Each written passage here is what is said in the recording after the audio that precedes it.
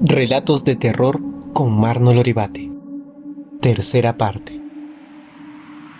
Déjà vu. Trabajé en una gasolinera durante algunos meses en el turno de amanecida. Una noche me ocurrió algo bastante extraño, que incluso consideré una especie de déjà vu. Pero entre más lo pienso, menos sentido le encuentro a todo. Ya era más de medianoche cuando un vehículo pequeño se estacionó en una de las bombas. Yo me acerqué para atenderlo, pero el conductor se bajó. Me pidió únicamente que limpiara el parabrisas y se dirigió a los servicios higiénicos. Hice lo que me pidió y esperé a que el sujeto volviera. Cuando lo hizo, me entregó una muy generosa propina, considerando que solo limpié el parabrisas. Se subió a su auto y se marchó. Aproximadamente 10 minutos después, una camioneta negra y grande se detiene frente a mí.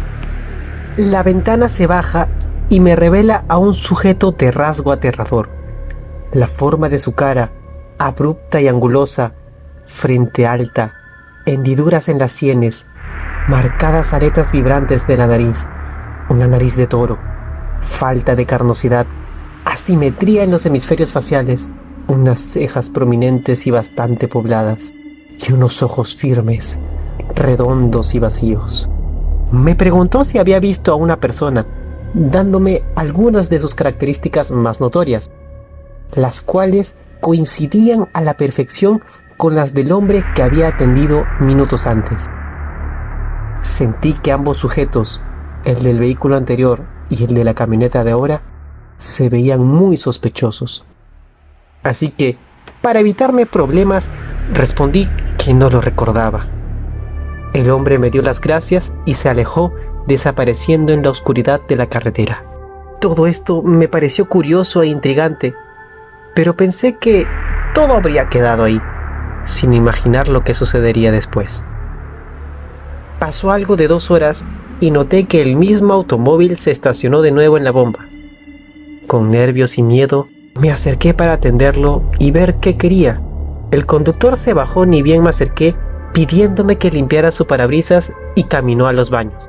Me confundió y sorprendió de que todas sus acciones parecían ser exactamente iguales a la ocasión anterior, pues incluso cuando volvió, me dio de propina exactamente la misma cantidad que antes y el tipo simplemente se fue. Obviamente me quedé esperando los siguientes minutos al sujeto de la camioneta, quien llegó poco antes de los 10 minutos después.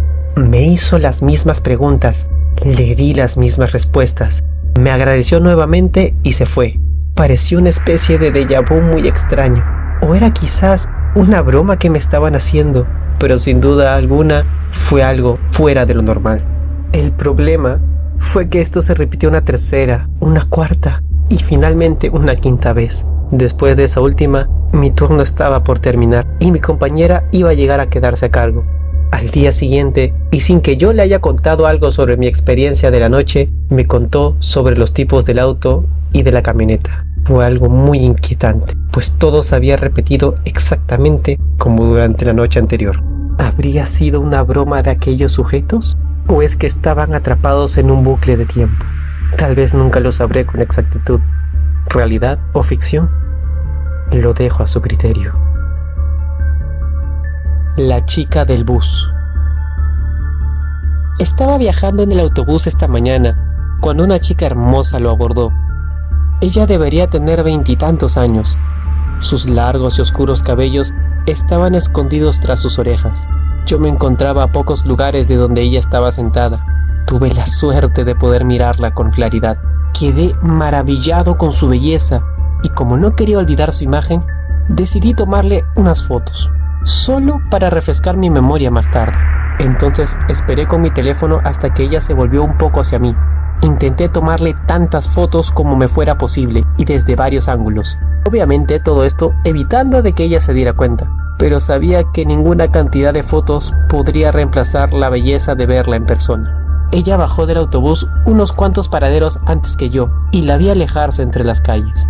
No podía dejar de pensar en ella, así que al llegar a casa me encerré en mi cuarto y saqué mi teléfono para ver sus fotos. Cómo me gustaría saber su nombre, pensaba. En la primera foto mostraba su cabello largo y sedoso que cubría parcialmente su rostro, pero aún así estaba hermosa. Supuse que habría sobreexpuesto la segunda foto, porque su cabello, de alguna manera extraña, parecía ser de color blanco. Sin embargo, en la tercera foto, noté que sus ojos estaban inclinados hacia arriba y parecían inyectados en sangre. Se veían un poco rojos y me quedé perplejo. Al pasar a la siguiente foto, dejé caer mi teléfono del miedo. En el autobús, ella nunca se había volteado completamente hacia mí. Entonces, ¿cómo podía esta foto mostrarla así? Su rostro se había vuelto completamente hacia mí y me miraba con unos ojos macabros. Sus ojos ya no estaban inyectados en sangre, sino que la sangre parecía brotar desde ellos. Estaba pensando en ello, tratando de recomponerme, cuando mi teléfono sonó. Lo levanté del suelo con mis manos temblorosas y abrí el mensaje que acababa de recibir. Un número desconocido me había enviado una foto.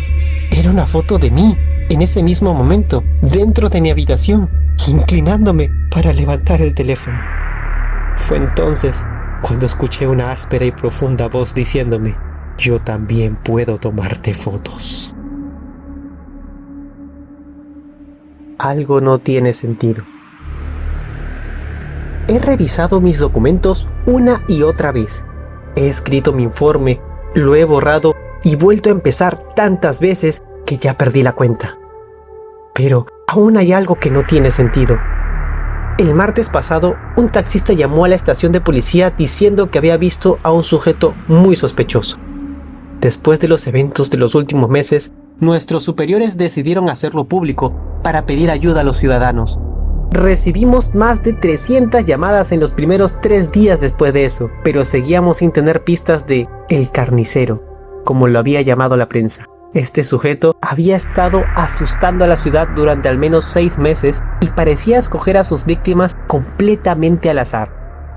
Pero todo cambió con la llamada de este taxista. No había conexión entre sus víctimas, como dije, ninguna similitud ni nada que indicara un patrón. Lo único que tenían en común estas pobres almas era la forma tan brutal en la que habían sido asesinados. A todos ellos les habían abierto el pecho mientras aún se encontraban con vida y conscientes. Algo que de hecho creí que era imposible hasta entonces. La autopsia de sus cadáveres reveló que sus corazones, aún palpitantes, habían sido arrancados de su cuerpo. Esa tarde fuimos al lugar donde el taxista había visto al tipo sospechoso y al llegar nos encontramos con una escena de pesadilla. El piso y las paredes del almacén abandonado donde lo encontramos estaban cubiertos de sangre. Todo estaba rojo en todas sus tonalidades posibles, hasta llegar a la más oscura. Había sangre fresca mezclada con sangre seca y vieja que parecía llevar allí muchos días o incluso meses. Arrestamos al hombre, que no opuso resistencia alguna. Su rostro estaba torcido en una sonrisa espeluznante. Solo llevaba puesto unos pantalones viejos, sin polo ni calzado. Sus antebrazos aún estaban cubiertos con la sangre de su última víctima, a quien encontramos tirada en el suelo. Ahora también teníamos la respuesta a la pregunta a qué había hecho el asesino con los corazones de sus víctimas. En las comisuras de su boca aún se podía apreciar restos de tejido y sangre. Al parecer, el sujeto se los comía. El psiquiatra que habló con el sospechoso informó que se había engañado a sí mismo con la ilusión de ser un demonio atrapado en el cuerpo de un ser humano y cuyo único camino hacia la libertad era comer los corazones de 48 personas y que solo le faltaba uno más para ser libre. El psiquiatra dijo también que nunca había visto un caso como este y que, de hecho, no había podido evitar sentir escalofríos al escuchar al sujeto narrar con tanto detalle su historia y cada una de las muertes que había perpetrado. En su informe, el doctor dejó muy claro que el sujeto no parecía estar fingiendo para alegar demencia en el juicio, sino que parecía creer firmemente en cada palabra que decía. A la mañana siguiente de haberlo arrestado, encontramos al tipo muerto en su celda. Se había suicidado. Descartamos el homicidio, pues se encontraba en una celda aislada y especial. Según el informe de la autopsia, había muerto de la misma forma que sus víctimas. No entiendo cómo alguien sería capaz de tal cosa. ¿Cómo podría ser física o fisiológicamente posible que alguien pudiera abrirse el pecho a sí mismo solo con la fuerza de sus manos y uñas? Pero más importante aún, lo que para mí sigue sin tener sentido en este caso, ¿cómo es que en la autopsia encontraron su corazón masticado dentro de su estómago?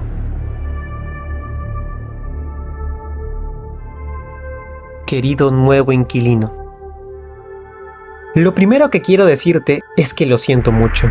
Sé que para este momento ya estarás luchando para sobrevivir, pero no puedo soportarlo más. Perdóname, espero que esta nota te sea de ayuda. Dejé el sótano muy bien cerrado. No entres ahí, ni siquiera te acerques a la puerta.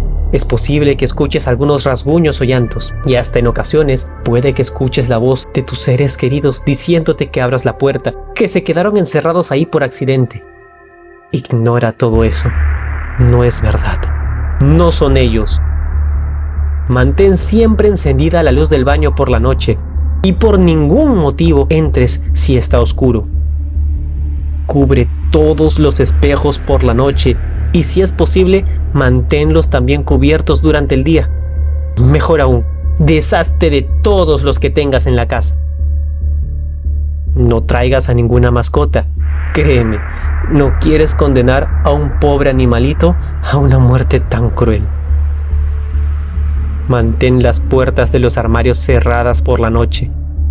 A veces se abrirán solas de todos modos, y en esos casos no se te ocurra ir a cerrarlas.